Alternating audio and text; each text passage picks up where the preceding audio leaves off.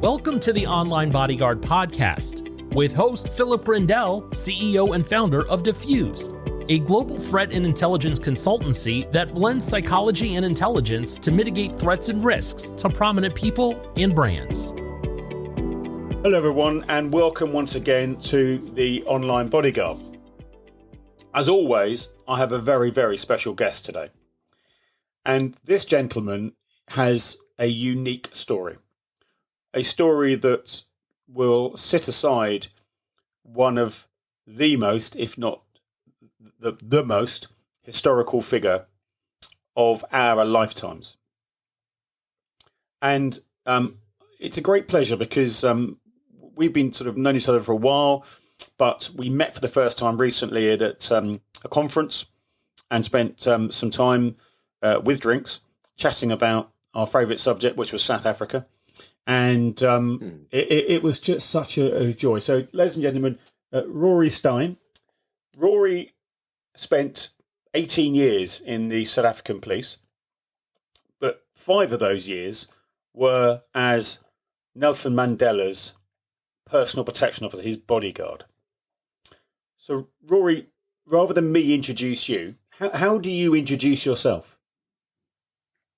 Well, good day, Phil, and thank you for the invitation to chat. And it's going to be just that, just two blokes chatting. I think that, obviously those 5 years defined so much of my life, but I always love to just introduce myself as a husband and a father. So I've been married to Jill, who was born in Scotland many years ago. For 37 years, I think it is, this December, we've been married, and we have 3 boys, and we have a home full of 4 dogs back in South Africa. And having left the police after those almost 18 years of service in 1999, I left the police service on the day that President Mandela worked his last day in office. So our terms of office in South Africa are 5 years. He intentionally only served 1, and it was probably a good idea for a number of reasons, one of which was that he was into his early 80s by the time he stepped out of office. 16th of June, which is a very historic date, if you know your South African history. And on the 17th of June, I went in and resigned, took early retirement, as it were. And that very night got on a plane and flew to Heathrow to attend the 99 Cricket World Cup that England was hosting, because Dr. Ali Bacher, who was then the MD of the United Cricket Board of South Africa, now Cricket South Africa, told me that the ICC had whispered in his ear that we would be awarded the 2003 Cricket World Cup. And they'd never had a security consultant in South African cricket. So he packed me off to London, and I went to 3 of the county grounds hosting the 99 World Cup matches, came back, wrote a report, submitted it. He then sent me on a tour of South Africa's international cricket stadiums to do an analysis of what was there, what the gap was, and what we needed to do to elevate the grounds and the security provision at those grounds to something that would be fitting for a World Cup, a global event. So I guess that without knowing that that's what I was doing, Phil, I was probably doing my first formal, in the private sector, formal threat assessment and management.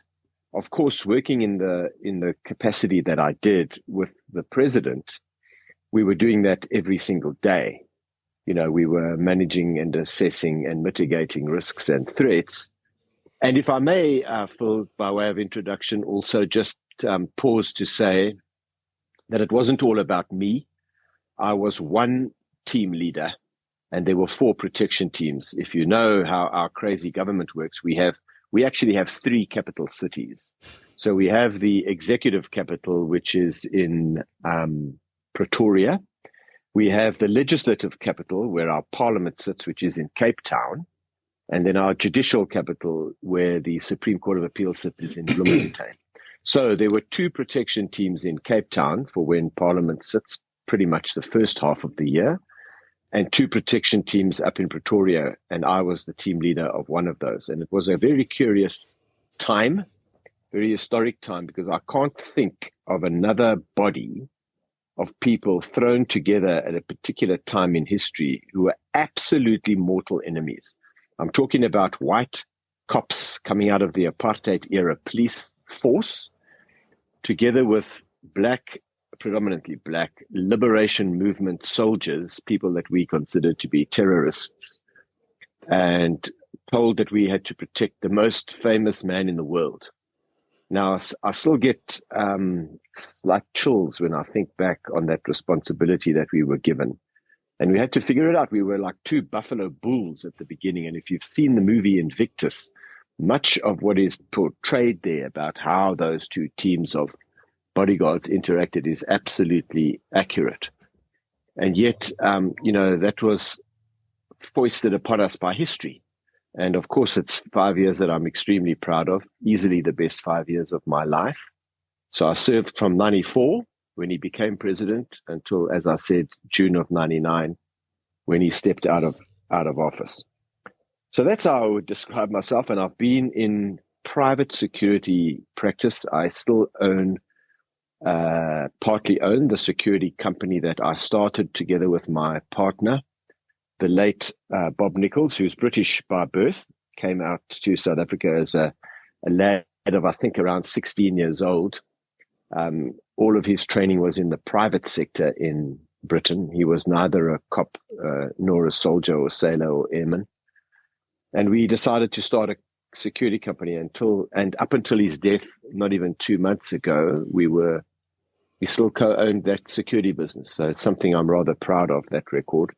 24-year-old security business coupled with 18 years almost of policing means that it's time to retire, Phil.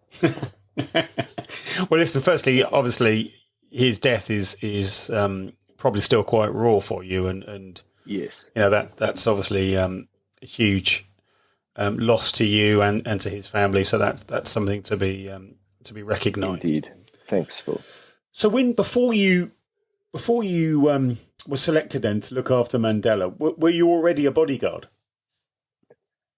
Yes and no. I had certainly done the South African Police Force's close protection training course.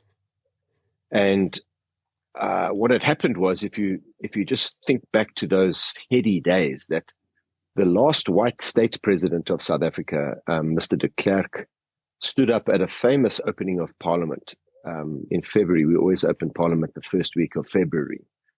And he made this historic speech saying that he would unban the ANC and the Communist Party and all the banned organizations that formed essentially the greater anti-apartheid movement. And he would release Mr. Mandela and all the political prisoners unconditionally. So to say that was a groundbreaking announcement was kind of an understatement. And at the time, I was actually a member of the special branch in South Africa, the notorious John Vorster Square special branch. And the apartheid system was essentially a set of laws. So racism existed and still does in many countries in the world, if not all of them, on many levels and in various forms. But only South Africa legislated it. So they made, marriage across the color line a law. They made the fact that people of a certain skin color could only live in a certain area a law. So when Mr. de Klerk makes this announcement and then ultimately finds those laws off the statute books, then the special branch had no more work, essentially, because the work of the special branch at the time was to protect the state, which was the apartheid state, against any threats to it. So they didn't know what to do with this young, very green still, kind of wet behind the ears Lieutenant Steyn. And they said to me, well, you go and start a VIP protection unit.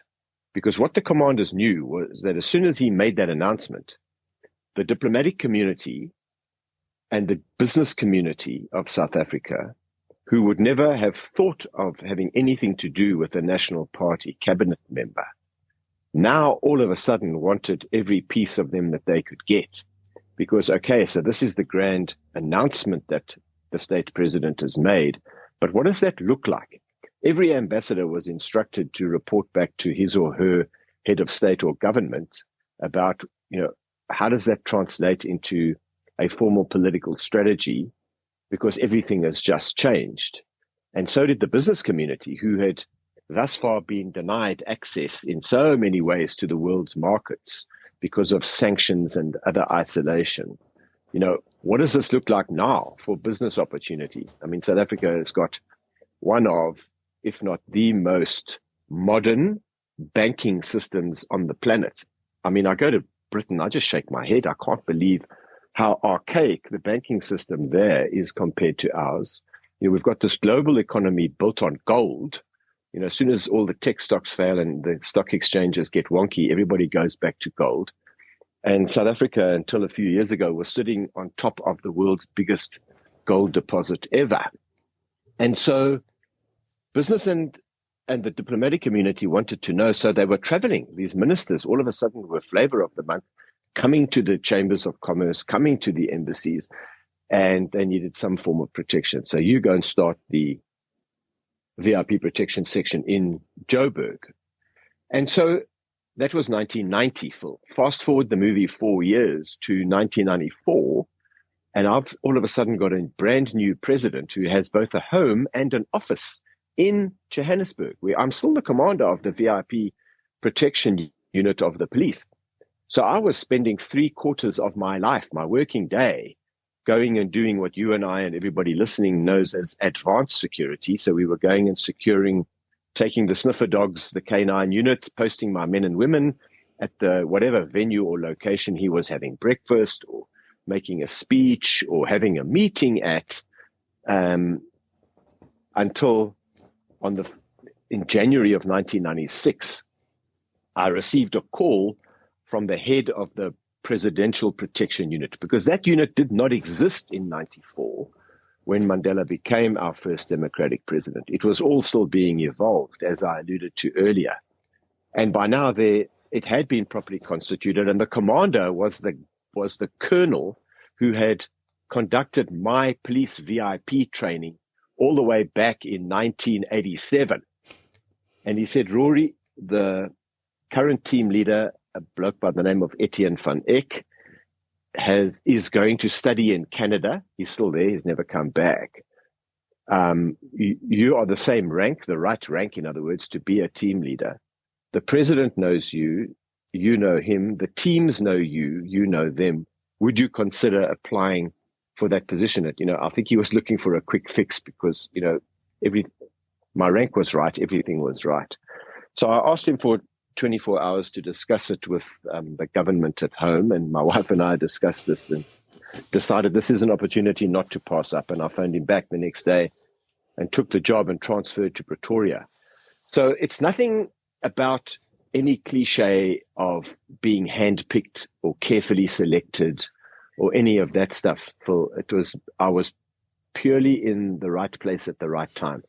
And as you do at this age, I'm 60 this year, and you look back at your life and you see the golden thread that runs through it, you can almost see how everything that had happened thus far in an almost 18-year police career, or almost 13-year at the time police career, was leading me towards this position, a very demanding one demanding the utmost loyalty to the office of the head of state, even though the person occupying that office should really have been my enemy. And yet, due to his very own graciousness, we all know the grand narrative of Mandela, don't we, Phil? That, the prisoner who became president, the freedom fighter who came out of jail after 27 years and extended the hand of reconciliation, not the fist of retribution. It's an extraordinary story. And, as I say, we should have been the bitterest of enemies. And yet he treated me with nothing other than respect. And our relationship grew to one of almost familial love between a grandfather and a grandson. And I say again, not just me. We as the white protectors learned from our African colleagues that in their culture, the generation of a Mandela is one of a grandfather to us, the men and women of the protection teams. And African people do not do what we Westerners do, where we are too quick very often to put our old folks into a retirement village or a retirement home somewhere and visit them half a dozen times a year. African people will never do that, because in their culture, all the wisdom of a society is vested in the elders. And so they revere their elders. They look up to them as this repository of community wisdom and leadership. And so we learned to address the president, not in a familiar way. It wasn't a term of familiarity, but we listened to and watched how our African colleagues would refer to him as Tata, which means father, and it's short for Tata Omkhulu, which is the father who is great, or grandfather. So there was this relationship, and he would say to us, sometimes he would get a little bit beady with us if we would tell him, no, Tata, you can't go there, or we really shouldn't do it that way. And he said, you must remember that I am your grandfather. So don't talk to me like that. You're too young in the family, kind of thing. But black and white and every color in between, we learned to revere him and to love him in that capacity, because he would always look out for us in as much as we were called upon to look out for him and his safety for.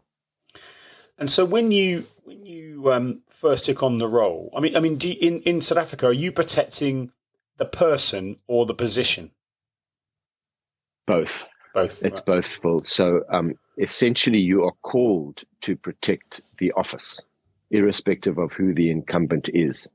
But just because of the way South Africa is, and certainly the way that politics are, and there's too much of a blurring of the state and the party, very much you are protecting the leader of that party in his or her personal capacity, as well as whatever office they're holding.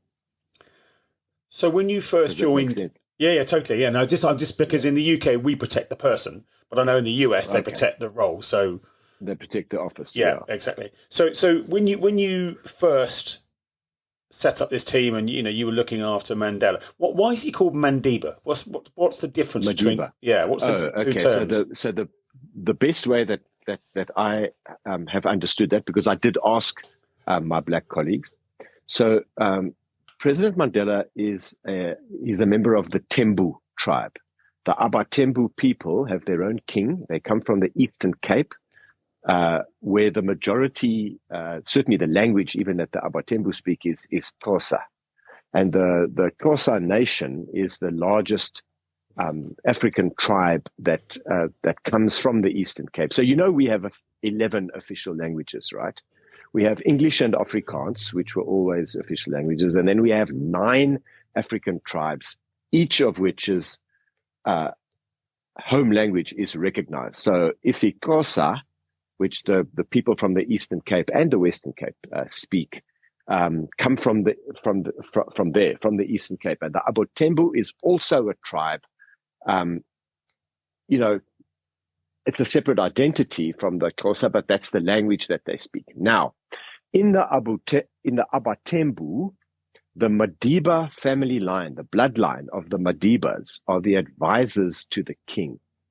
So in his heritage as a Madiba, he would be an advisor to the king of the Abatembu. So when you call him Madiba, you're not being familiar, because to the Western ear, it is familiar to call a president a one-word name. You think it's some kind of a first name, but it's not. Like with the eldership, by calling him or referring to him as grandfather, you are acknowledging his status in society as an advisor to the king. So when you call someone Madiba, you are acknowledging that role, that status within the tribe. Well, that's really. I bet there's very few people that know that and thought it was a nickname or something like that. Exactly, and so we, as the white cops that came to work and to serve on this team, and the rest of South Africa's white population, we didn't initially know that. we all had to find out why our Black African compatriots referred to him as Madiba. That's why, if you watch the 95 Rugby World Cup final, the historic rugby final where he hands the World Cup to Francois Pienaar, when he walks onto that field in front of a overwhelmingly white crowd, I mean 98, if not 99.8% white rugby supporters in Ellis Park, probably 60% of them Afrikaners, and they see him in that 6 shirt, they start to chant his name. And they're chanting his first name. They're chanting Nelson, Nelson. And I remember physically pinching myself. I could not believe what I was hearing.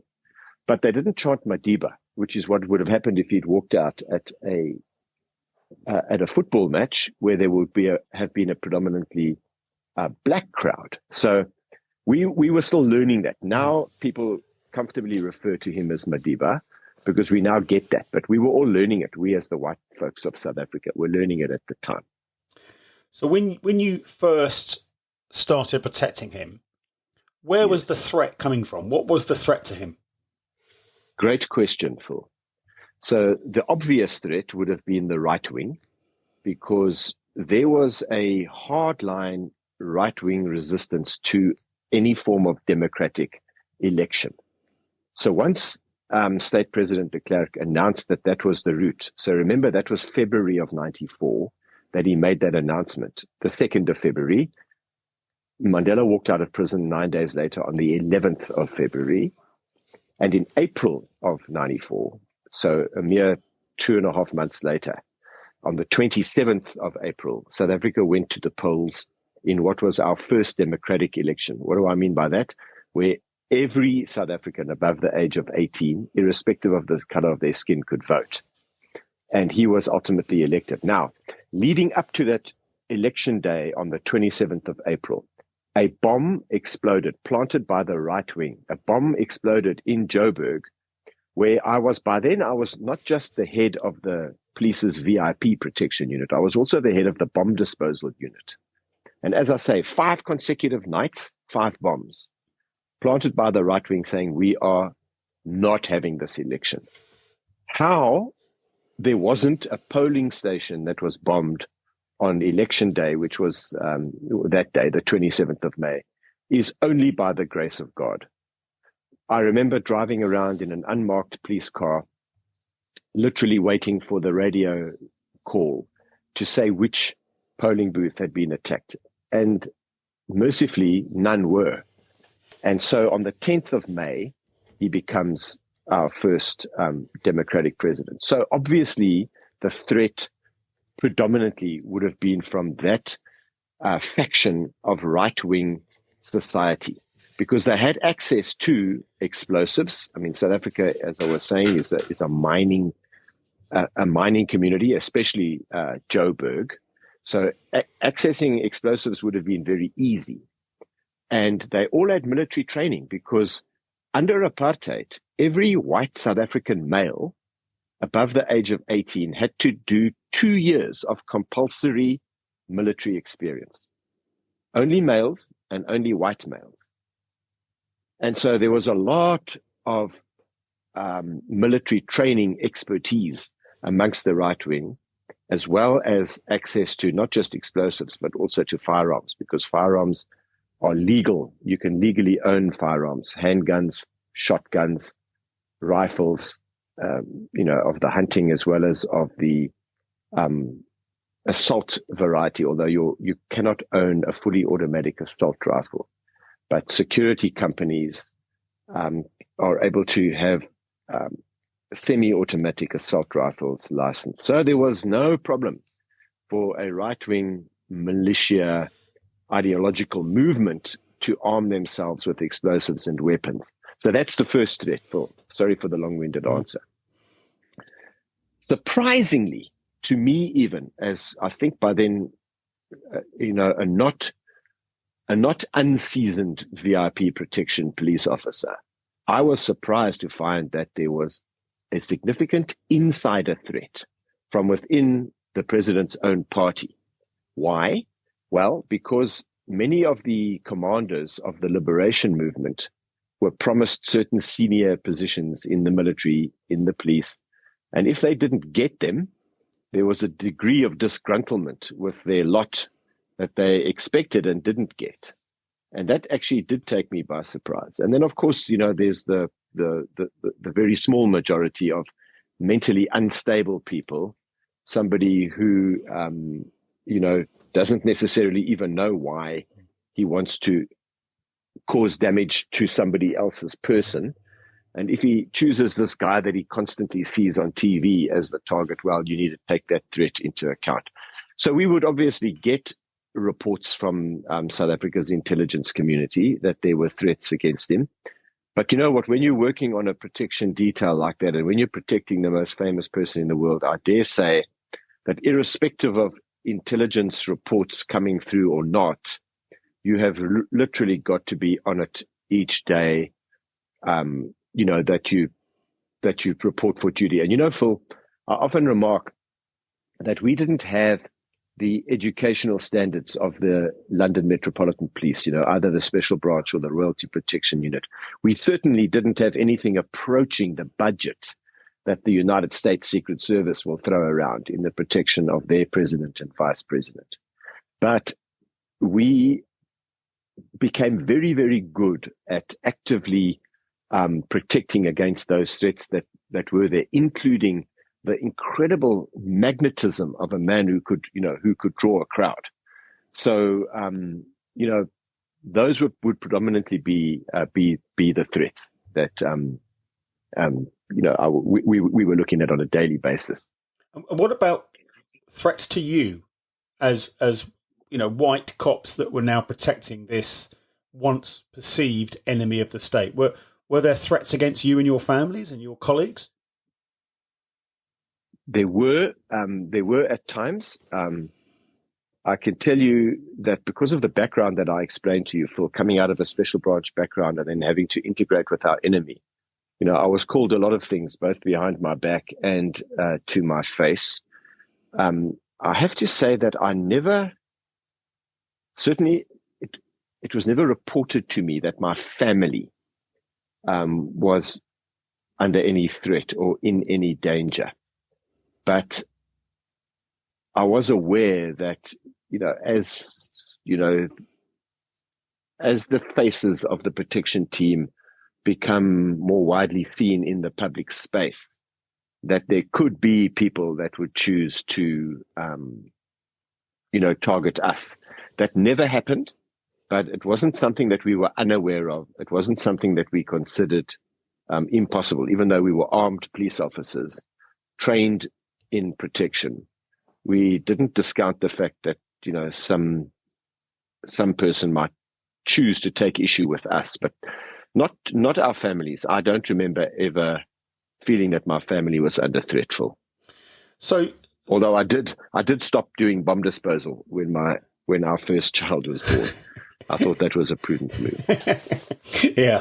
Yeah. So talk me through then. You're going out on a visit somewhere with Mandela. Now we know, my perception from what I've seen on TV and news, and everything else, is that he very much liked to be in with the crowd. He liked to shake hands and be one with the people. How would you in those days then plan those security details when that's what he's going to do? He's going to be surrounded by hundreds, if not thousands, of people. How do you do that? Yeah. So, Phil, that's a great question, because you're quite right. And you can put yourself, if you can, in the shoes of somebody who was in prison for 27 years and understand this huge desire to just interact with ordinary people. And President Mandela loved that. It would drive us crazy, but I got it. I understood the fact that if he, especially when he was, for example, courting Mama Grasa, the lady that he married on his 80th birthday, and who became the only woman in history to be married to two heads of state, because her first husband was the president of Mozambique, who tragically died in an aircraft crash. And then she married President Mandela while he was still president. So if he wanted to go and buy flowers or jewelry or chocolates, he would insist on going himself. And we would say to him, Dada, please give us the money and tell us what you want. And we'll go, no, I want to choose them myself. Which really meant that I want to just go and walk around in the shopping mall and go and see what jewelry and chocolates and flowers are available. Which sounds simple to you and me, but when Nelson Mandela walks into Sandton City to go to Godiva Chocolatier to choose some chocolates for his sweetheart, and this is before social media, this is the 90s we're talking about, it caused utter pandemonium. When Mam Graça flew from Maputo in Mozambique down to Joburg to come and stay with him, he would insist on going to the airport to go and meet her. And again, we would say, please let us go and fetch Mom. No, I want to meet her. Then he would walk into the arrivals hall and cause utter mayhem there that we had to deal with. But in many ways, Phil, it's an absolute fact that if we didn't know that he would tell us in the car on the way back from the office that he wants to quickly go and buy chocolates, and how are the bad guys going to know that? Mm-hmm. So you've got to be realistic about that sort of thing. But looking back on it now that I'm no longer the one having to deal with, the pandemonium that he caused, I'm very happy that I served a president who wanted to be with his people. I think that's pretty cool. It's commendable almost. I want to get out on the ground and just spend time with ordinary South Africans. And, Phil, ordinary South Africans is one thing, but children was entirely another. If we were in any building or at any location where he was, and there were children even within sight of the door when he walked out, we knew, not maybe, 100% he's going to those kids. So we had already adapted our protection strategy. We would send members of our protection team over there to go and brief the kids and their teacher and just say, look, the president may be around somewhere here, and he may come over to you, may. We knew he was definitely going there. And we would tell them, don't all rush at him. Don't try and jump on him, because then we're going to have to pull you off. Behave yourselves. And we would say to the teacher, do these kids know the words to Twinkle, Twinkle, Little Star? Because the president's probably going to want to sing with them, not to them, with them. And again, I'm proud of the fact that I had a president who loved children. So it was in many ways a privilege to see the way, he interacted with ordinary people and children in particular. And what about foreign trips? Because, yes, okay, you're in South Africa and you're in home territory and yes, you know what you're doing. But when you're flying around the world as you did, because, let's be honest, he was hot property. Everybody wanted Mandela to come and see him, to meet them and all that sort of thing. So how did you manage that? How did you, I know you and I have talked about a couple of trips in London, but generally speaking, yes, what were the threats? What were the pressures? What were the issues you were thinking and dealing with when doing foreign trips with Mandela? Sure. Well, as you know, Phil, being a police officer yourself, that whenever you travel abroad with a head of state, the overall security for that visit resorts with the host nation. And when I get on the jet and come across with him or go across as part of the advanced team, I go with that understanding in mind that we're in your hands. This is your country, but we are coming with our president and we work with him, 24/7. So let's do this together, number one. And number two, when you come to our country, the shoe will be on the other foot. So it really is a matter of reciprocity and of one hand washing the other. And so that's the first thing I'll say. The second thing I'll say is that we were utterly egalitarian in the Presidential Protection Unit, in that we had a roster with all the names of the Pretoria unit and the Cape Town unit's protectors. And every overseas trip that came up, irrespective of where it was going, there was no picking and choosing. When your name came up, then you were on the trip. What that meant was we would send a planning officer, up to a couple of months in advance, as we did in 96 when he came to the UK on that famous state visit. We went in May to plan it, and the visit happened in July. Then we would send an advance team maybe a week in advance of the of the president's arrival, and then one person would travel, one of our team only would travel with him on the aircraft, because it was quite a small aircraft. And there was typically just a private secretary, a doctor, a protection officer, and his, what Americans would refer to as his chief of staff, who was a wonderful old guy. He's also not here any longer, Professor Gervel. He was an academic, wonderful man. And so it would literally be 4 people on the plane. And we would fly in with him on the understanding that when we arrive there, the planning officer and the advance team have worked together with our host nation's police service. And we've got the protection detail squared away. It's ready to go. The plan is written. It's been communicated to everybody that needs to know. And one of the most difficult things was getting people to understand, how big a visit by Mandela was. Even the British, I remember in the first meeting explaining to them, guys, you do realize that Nelson Mandela is coming to London. And they were going, yeah, but we've just had Gorbachev and we've just had the Pope. I said, that's all very well. They aren't Madiba. Wait until you see. And there's that famous incident where things went a little awry in Brixton, and we had to evacuate the president, as well as put your very, very recently crowned king into his car, because all the other cars got blocked in the melee that happened in the street in Brixton. And we had, as he was then, Prince Charles in the wrong car with Madiba and his daughter, and we had to skedaddle out of Brixton in a little bit of a hurry. And it was so weird to me on Saturday to watch parts of the coronation and to think back on that one incident. But again, he just drew crowds. And the only reason, because the bobbies in Brixton were doing their job that day. They were on the right side of the crowd barriers. Well, first of all, they had erected the crowd barriers down either side of the main street in Brixton. This massive crowd turned up, 15, 20 people deep at the crowd barrier. The bobbies were on the street side of the barrier, facing the crowd from where any threat would come from.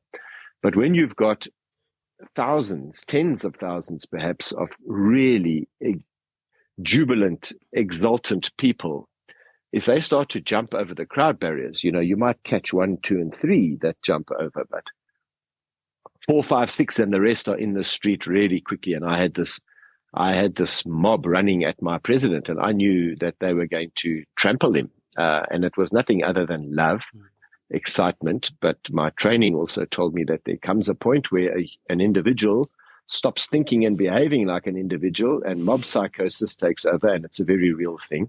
And the mob takes on an agenda of its own full. And we got him out of there before that happened. And as I say, we put King Charles in his vehicle as well, because we couldn't get not a single other vehicle out, other than this beautiful Rolls Royce that the Queen had made available to the president for his state visit. There wasn't a panel on that beautiful motor car that wasn't dented by the people of Brixton and the horses' rumps after the bobbies brought the riot horses in there, cleared some space, and we got the rolls moving. And as I'm looking for my black Rover, driven by the special branch of the London Metropolitan Police Service that was stuck, the only thing coming out of the melee behind us were the motorcycles of the SEG. The SEG, the Special Escort Group of the Met, is the finest, I believe,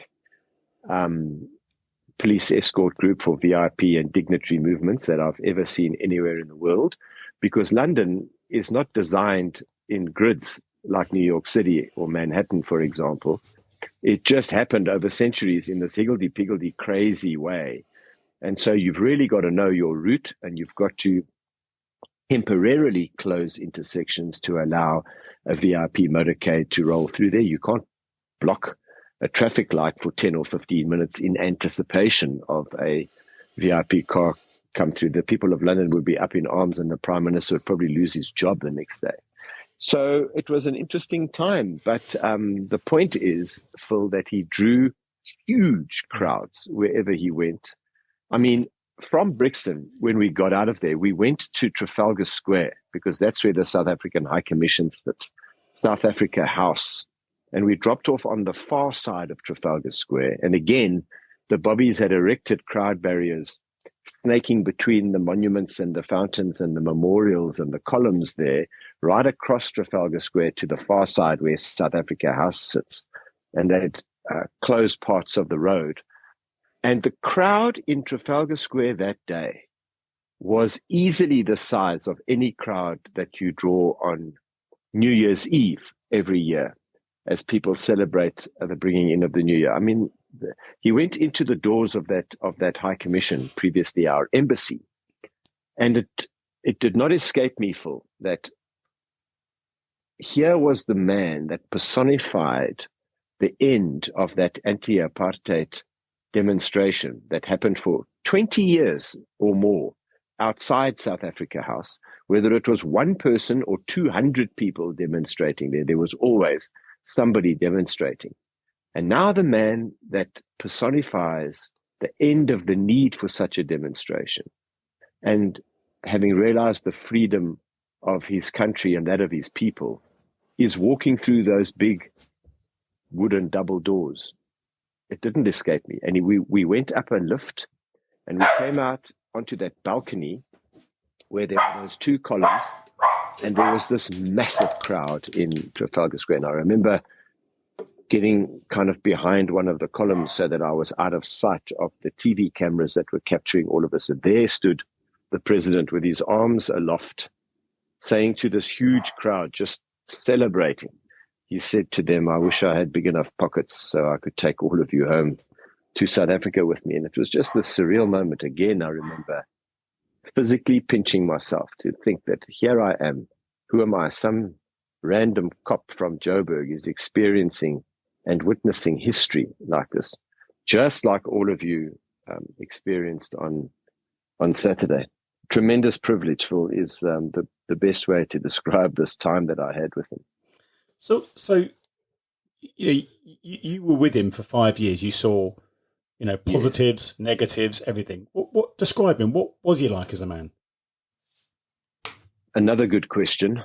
And for everybody listening, we haven't even consulted on these questions. These are purely those that Phil scripted, and we decided to have a conversational chat. So, Phil, it is a question that I'm asked pretty often, even from the days that I started there, when it was like, what?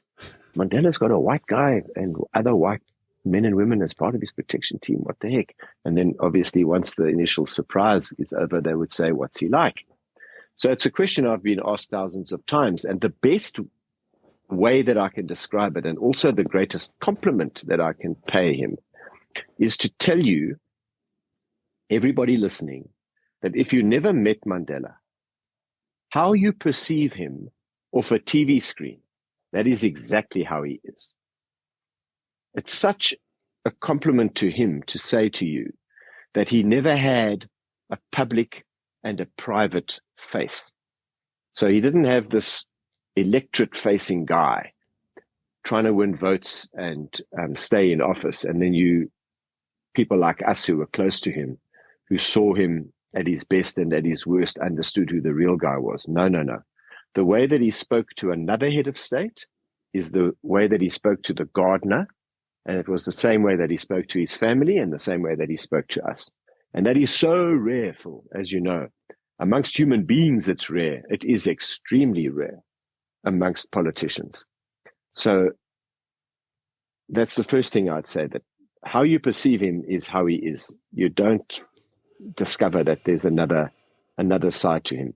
He could laugh. He loved laughing. He could laugh at himself. And that's always a good thing. I think that a measure of a man or a woman and of their confidence, their self-confidence, is whether he or she can laugh at themselves and laugh with other people, not at other people. And he had a wonderful sense of humor. I mean, I'll tell you a story that he often told. So we would hear all his stories, and some of them we heard over and over and over again. But he tells the story of, I don't know where he was, I forget, but he was sitting down somewhere when, as he described it, a young lady came into the room, and she must have been, I don't know, about 10 years old. And she said to him, "Why did they put you in prison?" And he said, I don't know.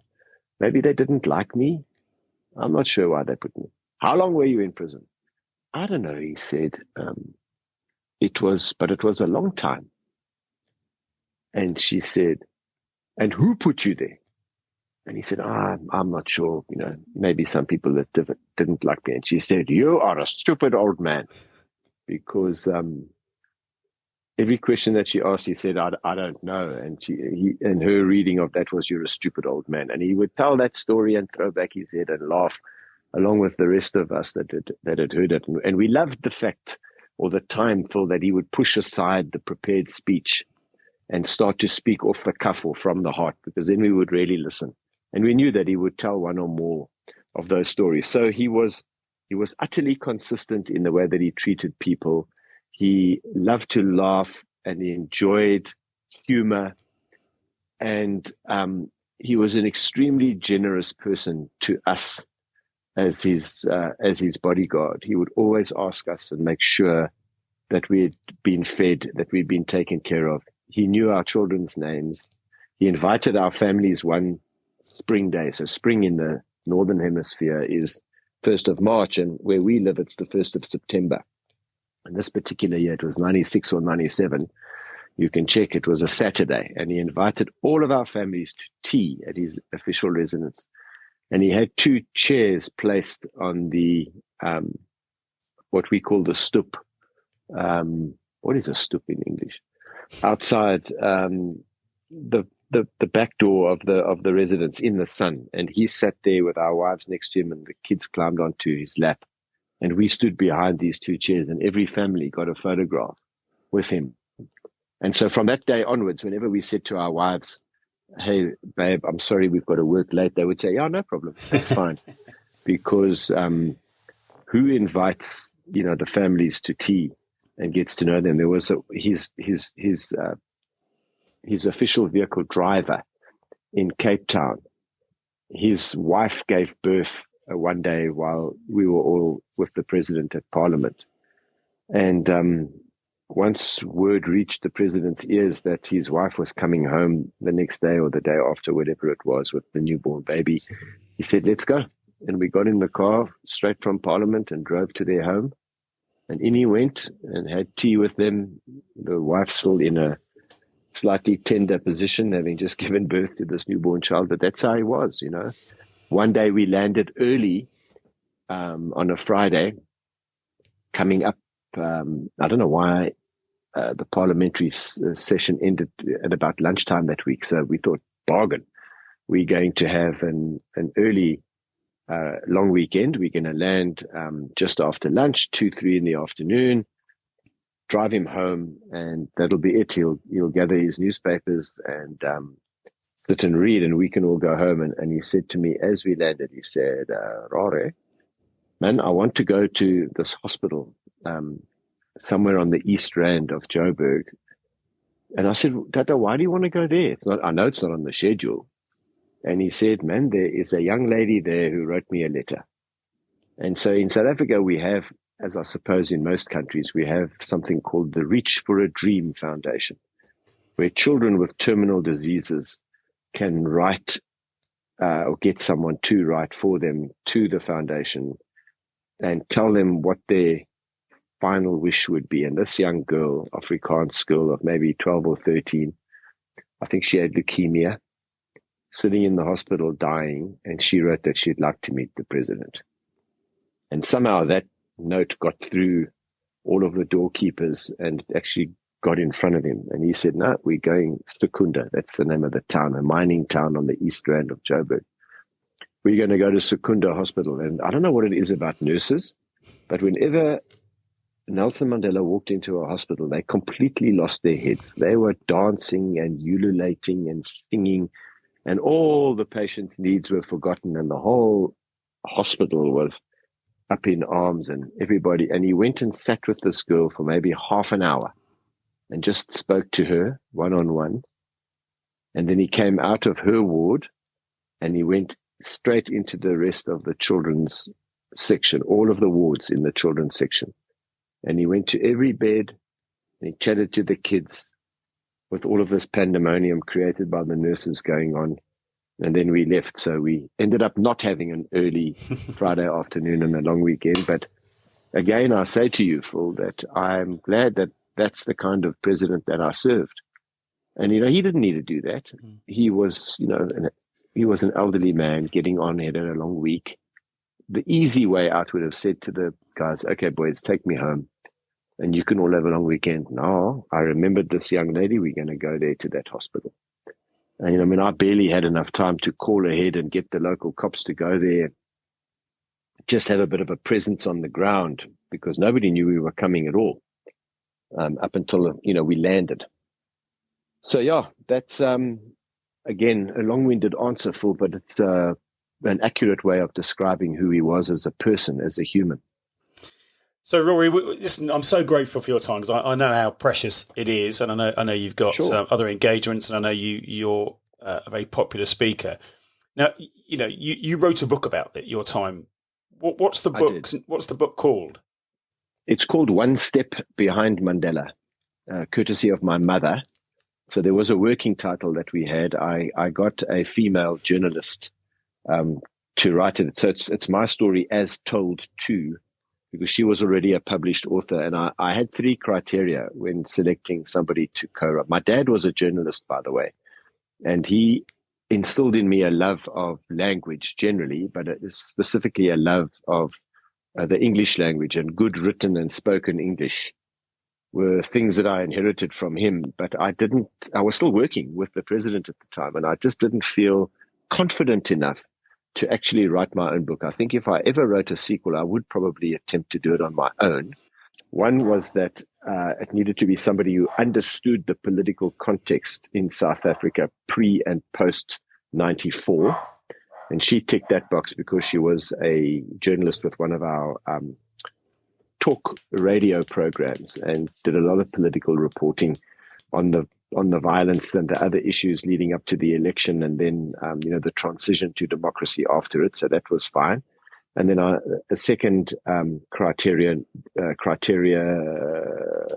was I wanted a female perspective, because ours is a very chauvinistic, testosterone-driven environment if you work in a protection team, even though we had female police officers on our team, and may I say, extremely good ones.